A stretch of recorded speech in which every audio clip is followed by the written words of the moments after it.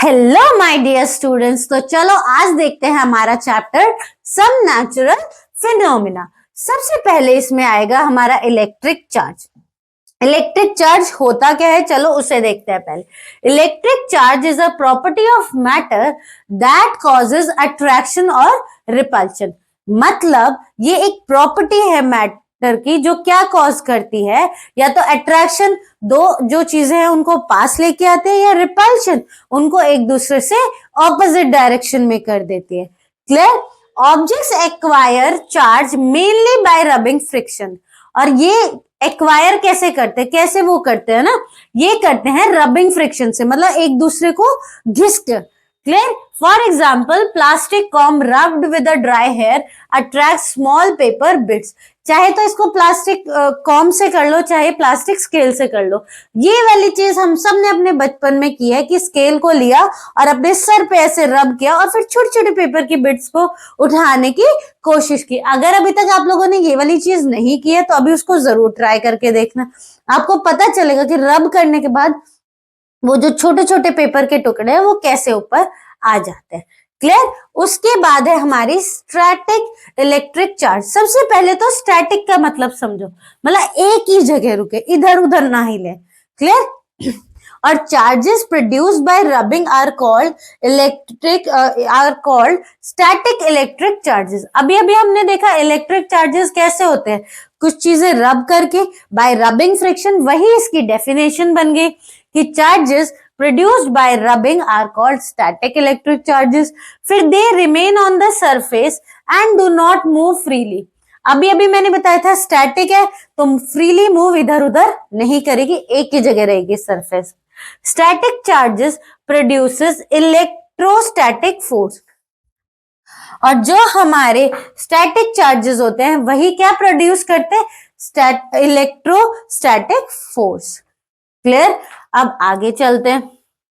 ये देखो आपको एग्जाम्पल दिख भी रहा है, ये हमारे चार्जेस होते हैं कि वो या तो अट्रैक्ट करेंगे या फिर वो अवे करेंगे एक दूसरे से। अब आगे बढ़ते हैं। अनचार्ज एंड चार्ज ऑब्जेक्ट्स। अच्छा, एक बच्चों और आपको ऐसे चैप्टर्स अपने साइंस में बहुत बोरिंग लगता है और आप इन चैप्टर्स को छोड़ देते हो, लेकिन आप इन चैप्टर्स को जब इंटरेस्ट लेके पढ़ोगे और जो जो चीजें लिखी है उनको आप ट्राई करोगे, रियल लाइफ में अप्लाई करोगे और देखोगे कि क्या ऐसा हो रहा है, तो ये चैप्टर्स आप लोगों के लिए बहुत ज्यादा इजी बन जाएंगे। सबसे पहले है अनचार्ज object has equal positive and negative charges. Charged object has excess or deficiency of electron. A charged object can attract an uncharged object. Clear? अब देखो सबसे पहले क्या है कि जो आपके अनचार्ज इलेक्ट्रॉन्स होंगे उसमें इक्वल ही तो आपके पॉजिटिव होंगे चार्जेस और इक्वली आपके नेगेटिव चार्जेस होंगे। और जो आपके अनचार्ज्ड ऑब्जेक्ट्स होंगे या तो उसमें ज्यादा कोई सा होगा, या तो ज्यादा पॉजिटिव वाले होंगे या ज्यादा नेगेटिव वाले होंगे, या फिर कोई सा कम होगा ज्यादा। और जो आपके चार्ज्ड ऑब्जेक्ट होते हैं जैसे कि ये आपके अनचार्ज ऑब्जेक्ट्स को भी अट्रैक्ट कर सकते हैं। देखो यहाँ पे आपको हर जगह पॉजिटिव नेगेटिव चार्जेस दिखेंगे। अगर वो बराबर हुए तो आपके जो ऑब्जेक्ट्स है वो चार्ज हो जाएंगे, और अगर नहीं है तो वो चार्ज ऑब्जेक्ट्स होंगे। क्लियर? अच्छा, इसमें एक मैंने गड़बड़ किया है, अगर इक्वल है तो अनचार्ज और अगर एक्सेस है या कम है तो charge. Clear? A charge object can attract, ये वाला हमारा हो चुका है। Conductors and insulators. इंसुलेटर्स क्या होते हैं, जो can be charge by rubbing. Plastic, glass, rubbers, ये सब क्या होते हैं, चार्ज हो सकते हैं बाय रबिंग फ्रिक्शन। अभी अभी बताया था प्लास्टिक सेल एक इंसुलेटर है। Conductors, metals can not be charge by rubbing when held in hand because charge falls to the earth. आपके कंडक्टर्स क्या होते हैं, जो इलेक्ट्रिसिटी को से आपको इलेक्ट्रिसिटी की आपके अट्रैक्ट करता है, और इंसुलेटर्स जो नहीं करते। अब जैसे कई बार क्या होता है, आप कोई स्विच वाला काम करते हो तो आपके पेरेंट्स क्या कहते हैं कि पहले स्लीपर्स पहन लो, क्योंकि वो रबर के, वो इंसुलेटर्स है, वो इलेक्ट्रिसिटी को अट्रैक्ट नहीं करेंगे, वो उसको नहीं खींचेंगे, है ना। और यहाँ पे यही बात लिखी गई है कि जो इंसुलेटर्स, जो आपके प्लास्टिक आइटम्स है, रबर आइटम्स है, उनको अगर आप रब करोगे, रबिंग फ्रिक्शन से वो चार्ज हो सकते हैं। लेकिन जो कंडक्टर्स है वो अट्रैक्ट करते हैं इलेक्ट्रिसिटी, इसीलिए आप उसको रबिंग फ्रिक्शन से चार्ज नहीं कर सकते। क्लियर? अब आगे देखते हैं। नेक्स्ट है हमारा atom and charges. Atom has protons, electrons and neutrons. Neutral, losing electrons positively charge, gaining electrons negatively charge. अच्छा देखो, ये सारे आपके क्या है, पॉजिटिव चार्ज, जो आपको चार्जेस आपके इलेक्ट्रिसिटी, ये आपके प्रोटॉन्स है, ये आपके न्यूट्रॉन्स है। तो जो पॉजिटिवली चार्ज है वो तो आपके लूजिंग इलेक्ट्रॉन्स है, और जो आपके नेगेटिवली चार्ज है वो आपके गेनिंग इलेक्ट्रॉन्स है। क्लियर? देखो, हम इसको ज्यादा डिटेल में इसीलिए नहीं कर रहे क्योंकि जितना आपके लिए जरूरी है उतना ही मैं आप लोगों को करवाऊंगी, ताकि आप लोगों के लिए चैप्टर ज्यादा बोरिंग ना हो जाए। तो बस आपको यहाँ पे ये समझना है कि जो भी हमारे पॉजिटिवली चार्ज है वो हमारे लूजिंग इलेक्ट्रॉन्स है, जैसे कि उधर वाले, और जो हमारे नेगेटिवली चार्ज है वो हमारे कौन से हैं, गेनिंग इलेक्ट्रॉन। क्लियर? और ये हमारा न्यूट्रॉन है। Protons plus, electrons negative, neutrons neutral, ना ही तो प्लस ना ही तो नेगेटिव। क्लियर? ये चीज भी आप लोगों से पूछी जाती है कि जो एटम्स होते हैं उसमें जो प्रोटॉन्स होते हैं वो पॉजिटिवली होते हैं, जो इलेक्ट्रॉन्स होते हैं वो नेगेटिव चार्ज होते हैं, और न्यूट्रिएंट्स ना ही तो वो पॉजिटिव हुआ ना ही वो नेगेटिव हुआ। अब आगे बढ़ते हैं। नेक्स्ट देखो, टाइप्स ऑफ इलेक्ट्रिक चार्जेस। अभी अभी हमने देखा कि जो हमारा पॉजिटिव वाला था वो तो हमारा क्या था, proton, P for positive, P for proton. फिर जो हमारा नेगेटिव था वो क्या था, इलेक्ट्रॉन था, और जो हमारा ना ही तो पॉजिटिव ना ही तो नेगेटिव वो क्या था, न्यूट्रॉन। इसी के अंदर ही न्यूट्रल आता है, न्यूट्रल मतलब बैलेंस्ड, ना ही तो ये ना ही तो वो। Two types, positive and negative. Clear? तो ये हमारा पॉजिटिव है, ये हमारा नेगेटिव है। Like charges repel each other, unlike charges attract each other. तो जो हमारे पॉजिटिव है वो रिपेल कर रहे हैं, अनलाइक चार्जेस अट्रैक्ट करते हैं। जैसे पॉजिटिव नेगेटिव से अट्रैक्ट करेगा ना। अगर आप लोगों ने एक बार अपने स्विच वगैरह देखे कि जब आप स्विचेस ज्वाइन करते हो तो उसमें भी हमें जो वायर्स होती है वो उसके अकॉर्डिंग करनी होती है, ताकि हमारे जो चार्जेस होते हैं वो ऑपोजिट हो, कि जो आपका पॉजिटिव है वो नेगेटिव से हो, जो नेगेटिव हो वो पॉजिटिव से हो। तो आप कभी भी अपने पेरेंट्स को देखते होंगे कि अगर उन्होंने, जैसे आपने वो स्विच को खोला है ना, तो उसमें 3 स्क्रू टाइप आते हैं और 3 आपकी वायर्स होती है, तो आपके पापा देख देख के उसको अरेंज करते हैं। वो क्यों करते हैं? ताकि वो लोग एक दूसरे को अट्रैक्ट कर सके। क्लियर? तो ये वाला बहुत अच्छा एग्जांपल है जो आप याद कर सकते हो। अब जैसे यहाँ पे रिपेल मतलब एक दूसरे से एक तरीके से लड़ाई कर लेना, दूर दूर भाग जाना, और अट्रैक्ट एक दूसरे की तरफ आ जाना। अब जैसे यहाँ पे पॉजिटिव था तो वो रिपेल हो गए, यहाँ पे नेगेटिव था वो फिर से दूर चला गया, है ना, इलेक्ट्रॉन्स में। यहाँ पे क्या था, न्यूट्रल था, एक पॉजिटिव था एक नेगेटिव चार्ज था, तो वो आपस में अट्रैक्ट कर गया। ठीक है, इसमें रटने जैसा कुछ भी नहीं है, बस आपको माइंड में रखना है कि मैम ने बोला था पॉजिटिव नेगेटिव अगर आया तो अट्रैक्ट कर रहा है, और अगर सिर्फ पॉजिटिव है सेम तो वो दूसरे से दूर दूर चले गए। क्लियर? अब देखो, और इन्हीं को ही हमने नाम दे दिया like charges, unlike charges. Like unlike हम मैथ्स में भी करते हैं, सेम है ना। अनलाइक अलग अलग, तो जो अलग अलग होंगे वो अट्रैक्ट करेंगे, और जो एक जैसे होंगे वो लोग रिपेल करेंगे। यही इन पे लिखा हुआ, positive charge proton repel other positives, negative charge repel other negatives, no charge neutral state. ठीक है, ये सब बातें भी आप लोगों को मालूम होनी चाहिए। अब आगे बढ़ते हैं। नेक्स्ट है हमारा Charging by induction. A charged object can attract an uncharged object by inducing opposite charges. बिल्कुल सही बात है, पूरे चैप्टर में हम बार बार रिपीट कर रहे हैं कि ऑपोजिट चार्जेस होने चाहिए, प्लस माइनस अलग अलग। प्लस वाले कौन से थे? P फॉर पॉजिटिव प्रोटॉन्स और नेगेटिव वाले इलेक्ट्रॉन्स, क्योंकि हमारे तीन ही टाइप्स है, प्रोटॉन्स, इलेक्ट्रॉन्स, न्यूट्रॉन्स। न्यूट्रॉन्स मतलब न्यूट्रल है ना, प्रोटॉन्स P फॉर पॉजिटिव, तो बचा क्या? इलेक्ट्रॉन्स, वो हमारे नेगेटिव। तो जब भी हमें अपने चार्ज ऑब्जेक्ट को अट्रैक्ट करना है अनचार्ज ऑब्जेक्ट से, तो हम ऑपोजिट जो है हमारे चार्जेस उनका यूज करेंगे। This process is called induction. मतलब कि अपने चार्ज ऑब्जेक्ट से हमारे अनचार्ज ऑब्जेक्ट को अट्रैक्ट करने के प्रोसेस को हम लोग इंडक्शन कहते हैं। For example, charge balloon attracts bits of paper. मतलब आपने एक बैलून लिया, अभी ये सारे एग्जांपल्स वही वाले, स्केल, आपका क्या होता है कॉम्ब, आपका बैलून, अगर आप बैलून को भी रब करोगे तो भी वो पेपर्स को अट्रैक्ट कर लेगा। क्लियर? अब यहाँ पे अगर आप देखो तो हम लोग क्या कर रहे हैं, इन दोनों को अट्रैक्ट करवा रहे हैं, ये नेगेटिव है, ये पॉजिटिव है। क्लियर? आगे चलते हैं। नेक्स्ट है इलेक्ट्रोस्कोप। जैसे कि आप फोटो में देख सकते हो, ये आपका इलेक्ट्रोस्कोप है। And electroscope is a device used to detect electric charge.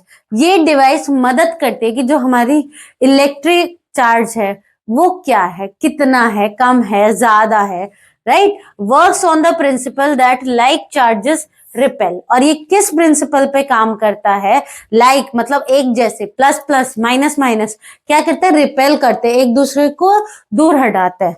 तो ये उस प्रिंसिपल पे काम करता है। When charged aluminium leaves diverge. Clear? ये जो आपके एल्यूमिनियम व्हील्स दिख रहे हो, ये ऊपर ऊपर उठ जाते हैं, डाइवर्ज हो जाते हैं, फैल जाते हैं। क्लियर? आगे देखो, अर्थिंग। अच्छा, आप कहोगे कि मैम फैल जाते हैं लिखा है, लेकिन यहाँ पे आपको प्रिंसिपल भी तो बता दिया। अगर जैसे ही लाइक चार्जेस आए वो रिपेल मतलब दूर दूर चले गए ना, और अगर अनलाइक आए तो वो पास पास आ गए। तो अगर ये डाइवर्ज हो रहा है तो मतलब इलेक्ट्रिक चार्ज है, अगर नहीं हो रहा है तो मतलब नहीं। Earthing, transfer of electric charge from a charge object to the earth is called earthing. आप लोगों ने ये बात बहुत बार अपने पेरेंट्स के मुंह से भी सुनी होगी कि अर्थिंग करवा लेते हैं। अर्थिंग का मतलब क्या होता है? जब आप अपने इलेक्ट्रिक चार्ज को एक चार्ज ऑब्जेक्ट से अर्थ में ले जाते हो, ट्रांसफर करते हो। अब जैसे जो भी बड़ी बड़ी मशीन्स लगती है ना, तो उससे पहले आप लोग अर्थिंग करवाते हो ताकि जो इलेक्ट्रिसिटी है ना वो बैलेंस्ड रहे, है ना, एकदम से शॉर्ट सर्किट ना हो जाए। क्योंकि अब जो इलेक्ट्रिक आपका करंट आएगा वो एक बैलेंस्ड होगा, क्योंकि आपने उसको थोड़ा सा ट्रांसफर कर दिया, अर्थ में कर दिया, तो इसीलिए वो अर्थिंग कहलाता है। Touching the electroscope discharges it. ठीक है, अब आगे चलते हैं। अब ये क्या होता है कि अगर आप इसको टच करोगे तो वो डिस्चार्ज कर देगा, छोड़ देगा। ठीक है, नेक्स्ट देखते हैं। ये सब चीजें बहुत आसान है। इलेक्ट्रिक डिस्चार्ज क्या होता है? अभी अभी हमने देखा इलेक्ट्रिक डिस्चार्ज कर देते, तो चलो जान लेते कि इलेक्ट्रिक डिस्चार्ज होता क्या है। Flow of electric charges through air is called electric discharge. ठीक है, अगर आपको जो आपके इलेक्ट्रिक चार्जेस आपको जरूरत है, नेगेटिव पॉजिटिव जो भी है, आपको एयर के थ्रू मिल रहा है, तो वो आपका क्या हो गया? Electric discharge. Occurs when charge difference is very large. अगर ये कब होता है? जब जो हमारे चार्जेस होते हैं पॉजिटिव नेगेटिव, उनमें बहुत ज्यादा फर्क हो।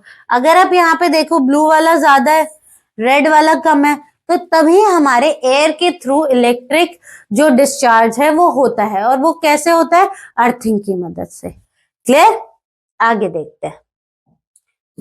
नेक्स्ट है हमारा लाइटनिंग, बिजली कड़कना, सबको पता है, तो चलो आज देख भी लेते हैं कि वो क्यों कड़कती है। Causes of lightning. Rubbing of water droplets in the clouds produces charges.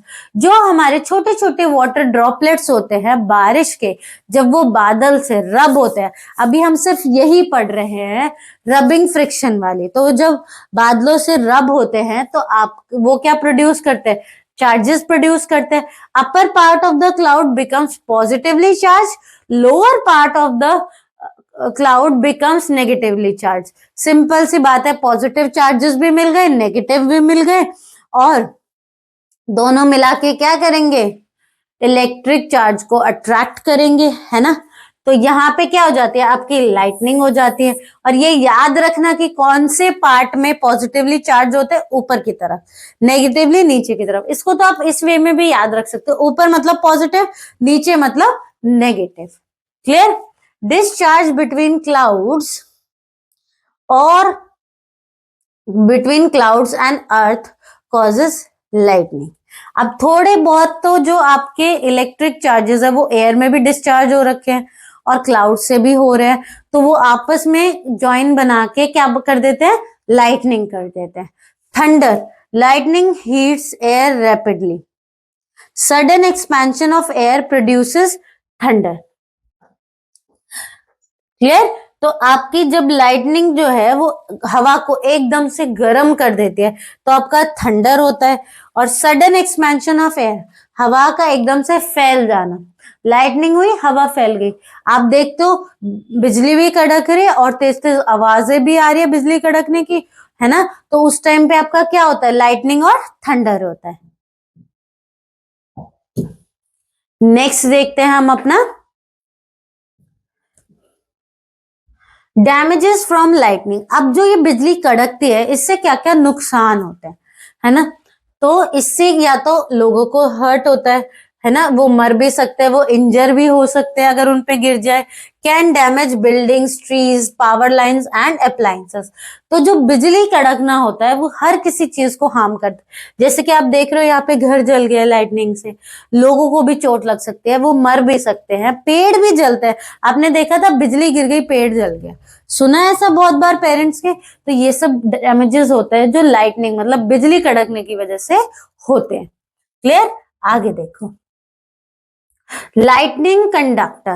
A lightning conductor protects building from lightning। तो अगर आप देखो तो ये लाइटनिंग कंडक्टर है, ये जो आप डिवाइस यहाँ पे देख रहे हो, डिवाइस कह लो, ऑब्जेक्ट कह लो, जो भी है, ये आपका क्या होता है, लाइटनिंग कंडक्टर। कंडक्टर मतलब अपनी तरफ अट्रैक्ट कर लेता है और बिल्डिंग को डैमेज होने से बचाता है। Clear. So a lightning conductor protects buildings from lightning. It is a metal rod fixed at the top of the building and connected to the earth। ये क्या है कि एक मेटल रॉड है जो क्या है कि बिल्कुल जो बिल्डिंग का टॉप होता है उस पे कनेक्टेड होती है और अर्थ में जाके ज्वाइन हो जाती है। क्लियर। नेक्स्ट है हमारा safely transfer electric charge to the ground. अब क्या किया, बिजली को अपनी तरफ खींचा, अट्रैक्ट किया और उसको अर्थ में ट्रांसफर करते हैं। क्लियर, ताकि बिल्डिंग डैमेज होने से बच जाए। नेक्स्ट है सेफ्टी मेजर्स ड्यूरिंग लाइटनिंग। जब बिजली कड़कती है तो हमें क्या क्या सेफ्टी मेजर्स लेने चाहिए। सबसे पहला है स्टे इंडोर्स ड्यूरिंग लाइटनिंग। जब भी बिजली कड़कती है तो हमें अंदर रहना चाहिए। Avoid tall trees, poles and open fields. हम लोगों को पेड़ों के नीचे ना, पोल्स, खंभों के नीचे या ओपन एरिया में नहीं रहना चाहिए। Do not use mobile phones और इलेक्ट्रिक अप्लायंसेस आउटसाइड। अब बिजली कड़क रही है और आप बाहर जो है फोन चला रहे हो, है ना, कोई इलेक्ट्रिक मतलब मशीन्स वगैरह यूज कर रहे हो तो भी नहीं करना चाहिए। अनप्लग इलेक्ट्रिकल डिवाइसेस, जितनी भी बिजली से रिलेटेड डिवाइसेस होती है उनको हटा देना चाहिए। अगर आपने देखा होगा कि हमारे पेरेंट्स हमेशा बोलते हैं कि बिजली कड़क रही है तो extra light, fan, TV, AC सब कुछ बंद कर दो, वो इसीलिए कहते हैं। Do not take shelter under trees. मतलब कि जो पेड़ होते हैं उनके नीचे नहीं खड़ा होना चाहिए। If outside squat low with head between knees. मतलब कि अगर आप बाहर और बिजली कड़क रही है तो एकदम से झुक के बैठ के और अपने नीज मतलब घुटनों के अंदर अपना मुंह कर लेना चाहिए। Do not raise umbrellas. जो आपकी छाता होती है, बारिश होती है तो ऑब्वियस सी बात है हम सबके पास छाता होती है, लेकिन अगर बिजली कड़क रही होती है तो आपको अपनी छाता ऐसे ऊपर खोल के नहीं रखनी चाहिए। Stay inside a car if available, अगर गाड़ी है तो उसके अंदर रहना चाहिए। क्लियर? आगे देखो, नेक्स्ट है हमारा earthquake. An earthquake is a sudden shaking or trembling of the earth caused by movement in the earth crust। जो अर्थ का क्रस्ट होता है ना, जो नीचे लेयर होती है, उसमें जब जो हमारी मूवमेंट्स होते हैं उसकी वजह से क्या आता है, अर्थक्वेक आता है। सबने सुना है कि भूकंप आया था, जमीन हिलने लग जाती है, तो वो क्यों होती है? क्योंकि जब मूवमेंट्स होती है अर्थ के क्रस्ट मतलब जमीन के नीचे, तो हमारा अर्थक्वेक होता है। अभी हम ये भी जानेंगे कि ये कैसे अकर होता है। Minor earthquakes occur frequently but go unnoticed. जो छोटे बिल्कुल माइनर, जो कम होते हैं बिल्कुल, वो इतना ध्यान उन पे हम लोग नहीं देते, लेकिन जो मेजर बहुत बड़े लेवल पे होते हैं उन पे हम लोग ध्यान देते हैं, क्योंकि वो बहुत ज्यादा नुकसान करके जाते हैं। Clear? Earthquakes can cause flood, landslides and tsunamis. इनकी वजह से फ्लड्स, बाढ़ भी आ सकते हैं, लैंडस्लाइड्स मतलब पहाड़ भी हिल सकते हैं, सुनामीज भी आ सकती है। आगे देखते हैं अब नेक्स्ट है हमारा स्ट्रक्चर ऑफ द अर्थ। अभी अभी हमने देखा कि हमारे जो क्रस्ट में मूवमेंट होते हैं उस वजह से हमारी अर्थक्वेक कॉज होती है। तो हम देखते हैं हमारा क्रस्ट कहाँ है। The earth has 3 main layers, ये आप लोगों को मालूम होना चाहिए। सबसे पहले क्या है? क्रस्ट। उसके बाद क्या है आपकी, एक second,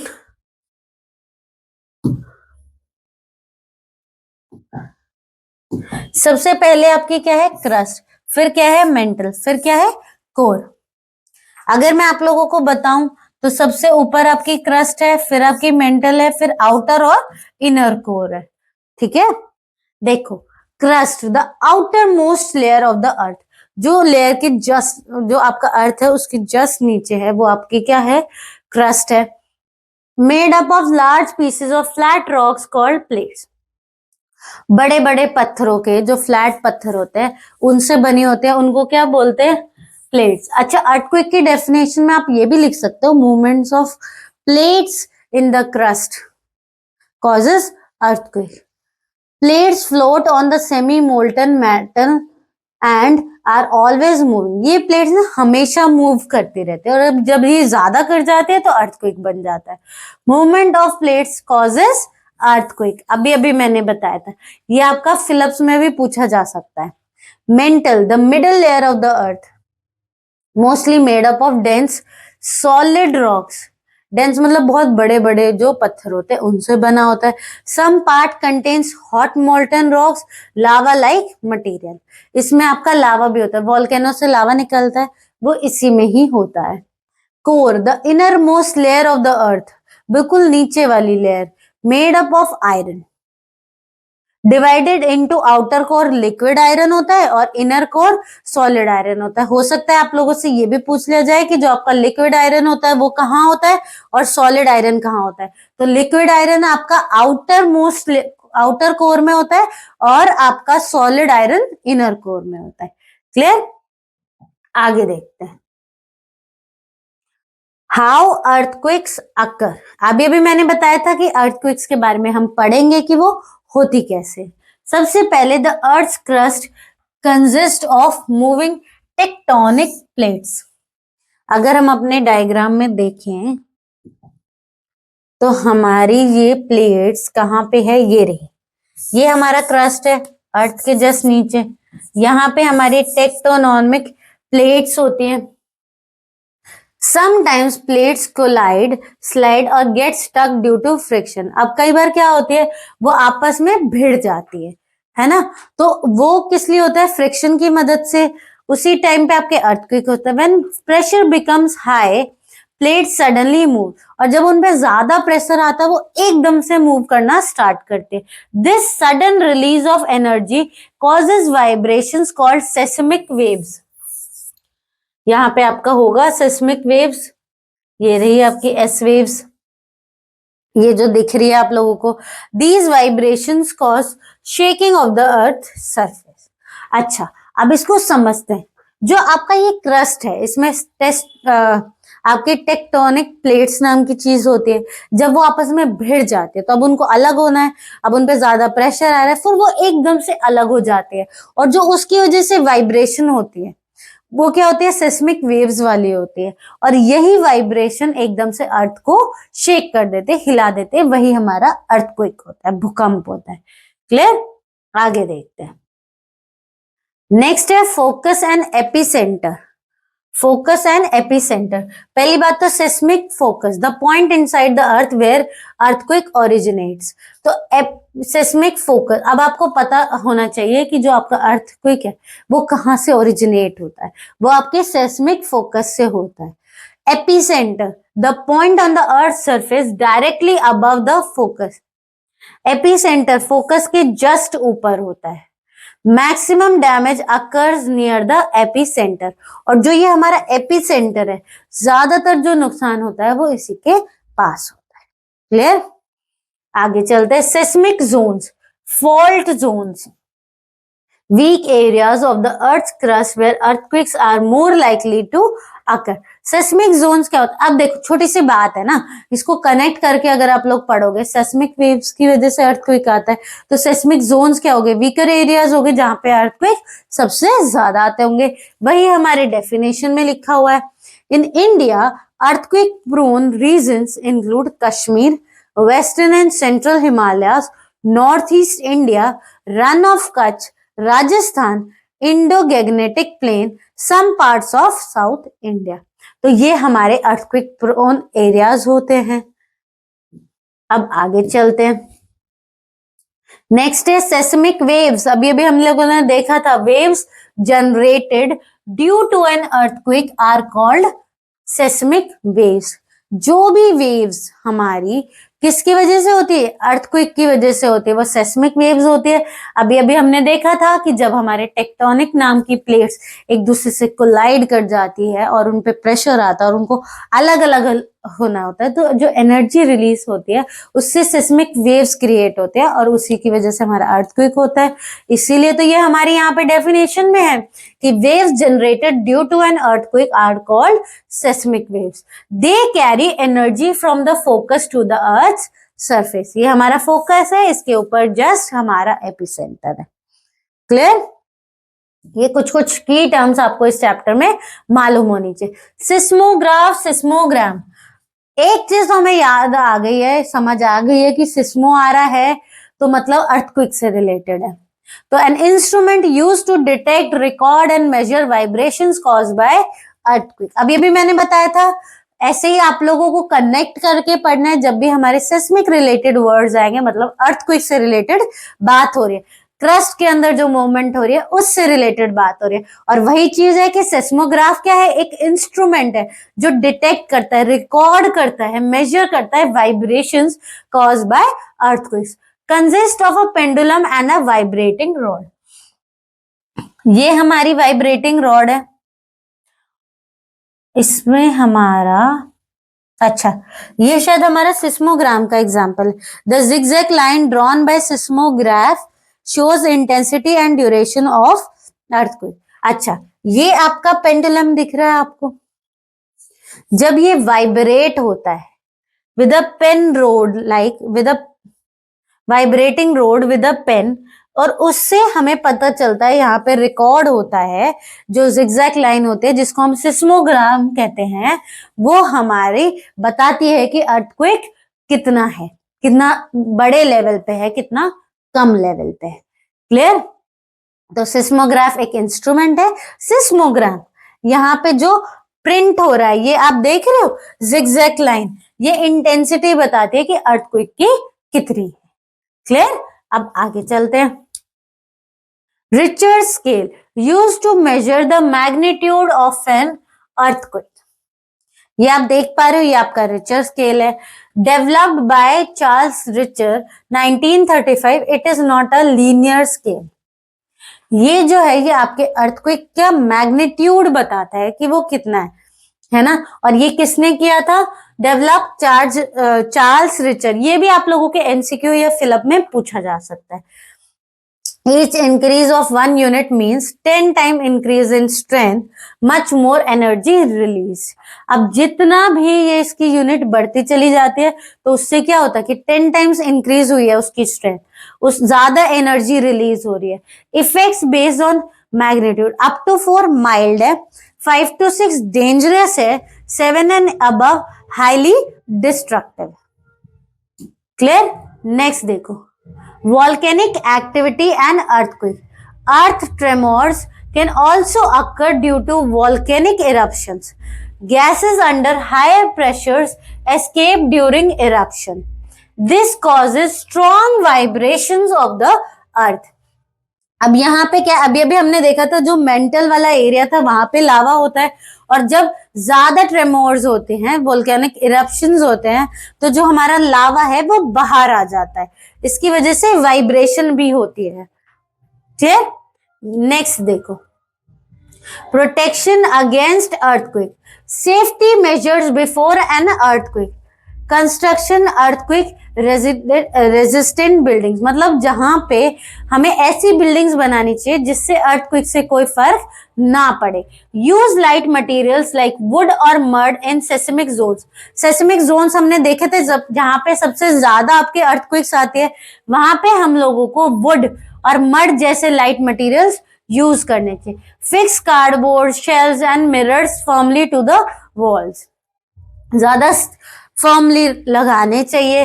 keep heavy objects on lower shelves, store breakable items in closed cabinets, मतलब जो भारी ऑब्जेक्ट्स है, भारी सामान है, उसको नीचे रखना चाहिए, और जो आपके टूटने वाली चीज है उनको हमें क्लोज्ड अलमारी में रखना चाहिए। Repair faulty wiring and gas connections, जो हमारी टूटी फूटी तार होती है, गैस पाइप्स होते हैं, उनको ठीक रखना चाहिए। ठीक है, ये सारे मेजर्स जो सेस्मिक जोन्स हैं उन वालों को तो जरूर लेना चाहिए, और मैंने बताया भी है इंडिया में ज्यादातर कौन से हैं।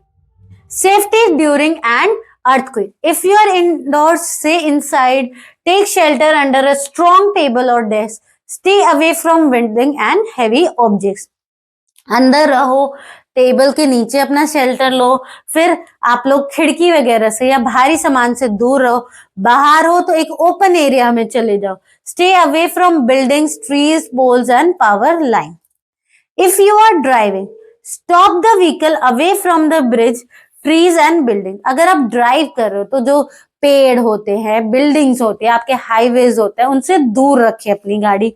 Stay inside the car until shaking stops, जब तक हिल रहे होते हैं तब तक अंदर ही रहना चाहिए। तो अभी हम लोगों ने देखा कि हम लोग कैसे अर्थक्वेक से सेफ रह सकते हैं, और ये चैप्टर बहुत आसान था, एंड आई होप आप लोगों को ये चैप्टर अच्छे से समझ में आया हो, और इसके नोट्स आप लोग जरूर बनाना ताकि एक दो बार रिवाइज कर सको, उसके बाद आप लोगों को ये चैप्टर बहुत अच्छे से आ जाएगा। और अगर आपको ये वीडियो अच्छी लगी तो please like, share and comment, and don't forget to subscribe our channel and hit the bell icon. Thank you.